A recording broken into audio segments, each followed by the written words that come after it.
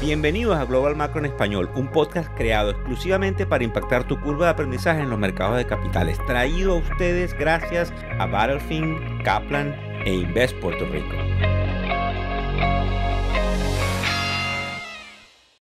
Hola, ¿cómo están? ¿Cómo les va? Hoy es martes 1 de marzo del 2022 y seguimos con la narrativa de esta fatídica guerra rusa-ucraniana, donde vienen más sanciones, algunas que a nuestro juicio serían inmanejables para el líder ruso, lo que lo obligarán a sentarse a negociar. Por cierto, al final de este podcast les voy a estar hablando del petróleo y del Bitcoin, que he venido predicando desde hace varias semanas. Bueno, con respecto a esto de las sanciones y a Rusia, es precisamente por lo cual observamos durante la noche anterior un feroz ataque que nos muestran las imágenes de los medios de comunicación, ya que se sobreentiende que si el régimen ruso controla algunas ciudades en Ucrania, esto será usado en la mesa de negociaciones en un inminente alto al fuego. ¿Y por qué decimos esto?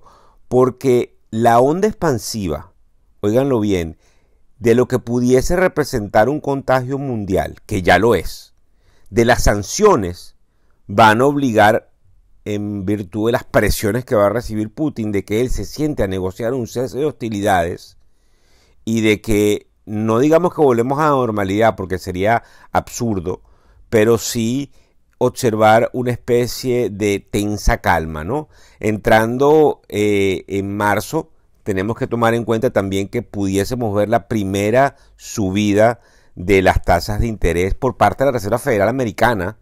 Y entiéndanlo, recuérdense que la subida normal de las tasas de interés en las reuniones que tiene la Reserva Federal Americana es de alrededor de 25 puntos básicos, volvemos, 0.25%, pero yo me atrevo a vaticinar que la primera subida, que pudiese ser tan pronto como el 16 de marzo, sería de al menos 50 puntos básicos, que es la mitad de un punto porcentual, producto de definitivamente aquello que estamos observando con una expansión inflacionaria importante, inflación de costos, que tiene que ver pues fundamentalmente con la subida de los precios de lo que en inglés se llaman los commodities o las materias primas. Para los que están entrando en este podcast y están aprendiendo, se sobreentiende que la inflación es un problema monetario. Eso es lo que nos dicen los libros de macroeconomía, y también nos dicen que la subida de las tasas de interés incentivaría al ahorro y desincentivaría la inversión, lo que significa que frenaría un poco que la liquidez siga demandando lo que serían los bienes y los servicios. Esto es una cuestión elemental, básica, que no siempre funciona de esa forma, pero que más o menos es desde el punto de vista pragmático lo que habría que hacer. De esta manera poder apagar un poco la rampante inflación que hemos visto, que a raíz del problema ahora de las materias primas se ha puesto mucho peor. La banca de inversión Goldman Sachs, importante, ayer dice que esperan que la inflación sea mucho más de la esperada en el 2022, lo que causaría obviamente mucho miedo en los mercados. La pregunta es, Víctor, ¿por qué? Bueno, otra vez para los que están aprendiendo, porque las compañías tienen ciertos niveles de deuda, al igual que los países. A mayor tasa de interés, lo que sería el servicio de esa deuda pudiese comprometer esos flujos de caja o lo que reciben las compañías mensualmente, porque deben destinar más dinero. Que imagínense, tasas de interés de cero significa que no tenía que pagar el servicio de la deuda, pero al subirme las tasas de interés en lo que estamos viendo en la Reserva Federal, eso afecta todo más que proporcionalmente. Si yo subo la tasa de interés que está en cero a 0.50%, medio punto porcentual, las tasas de interés de los mortgages o de las hipotecas suben muchísimo más que proporcional, y las tasas de activos de riesgo suben muchísimo más, y si vas al banco, tus tasas también suben muchísimo más. Me disculpen un poco que me salga, pero es que hay gente que me cuenta que está aprendiendo de todo esto y tenemos que hacer nuestra labor educativa. Yo sigo siendo optimista, creo que vienen cambios, pero también creo que vamos a salir bien de todos estos cambios. Ahora bien, volviendo al tema ruso, que es lo importante el día de hoy, vamos a concluir aquí. Rusia sigue atacando, vienen más sanciones, algunas sumamente peligrosas por su aspecto expansivo. Rusia se sentará a negociar y todo pasará a otro nivel. Lo que no podemos dejar de lado son, lamentablemente, las pérdidas humanas que pasan por vidas inocentes. Así que aquí digo grande y duro, amén, amén, amén. Hoy a las 10 de la mañana hora del este de los Estados Unidos sale el número del índice de manufactura que se llama en inglés ISM, y esta noche habla el presidente Biden en su acostumbrado discurso anual al Congreso.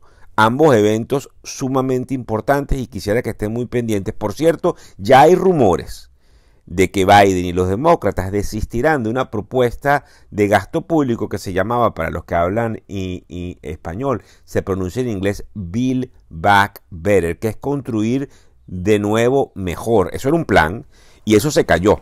Y ahora parece que se van a concentrar mucho más en tratar de ponerle freno a la inflación. Como ustedes comprenderán, si yo aumento el gasto fiscal o el gasto público, pues yo presiono sencillamente más que proporcional la balanza de lo que serían los bienes y los servicios. Entonces, por supuesto, estos señores se están poniendo de acuerdo para entender que tenemos que controlar el problema inflacionario, porque es muy difícil. En cuanto a hacia dónde van las acciones, para todos los que están negociando, pues hay opiniones encontradas, ya les voy a dar la mía, pero por ejemplo, Chris Afuli, que me manda bastante análisis, que viene de la escuela de JP Morgan, cree que no veremos un rally extenso, pero repito, cree que no veremos un rally extenso, pero cree que veremos un rally que puede detenerse al niveles de los 4.600 en el Standard & Poor's 500, mientras que Tom Lee, que también viene de la escuela de JP Morgan, ve un rally en abril con nuevos máximos. Inclusive nuevos máximos para el Bitcoin. ¿Se acuerdan que les iba a decir aquí? Lo que llevaría el Bitcoin a los 75,000. Eso es increíble si sucediese, tomando en cuenta lo que estamos mirando desde el punto de vista de incertidumbre. Yo me inclino por unas subidas, pero por unas subidas moderadas. Por cierto, me llega también una noticia de algo muy interesante con respecto al petróleo. El grupo de los 7, que son los países más importantes del mundo, inyectaría un número importante de barriles para mitigar la falta de oferta energética. Y sorpresivamente, y repito, sorpresivamente, porque esto no me lo esperaba leer, pareciera que debajo de la mesa están reflotando un trato con Irán y sus aspiraciones nucleares.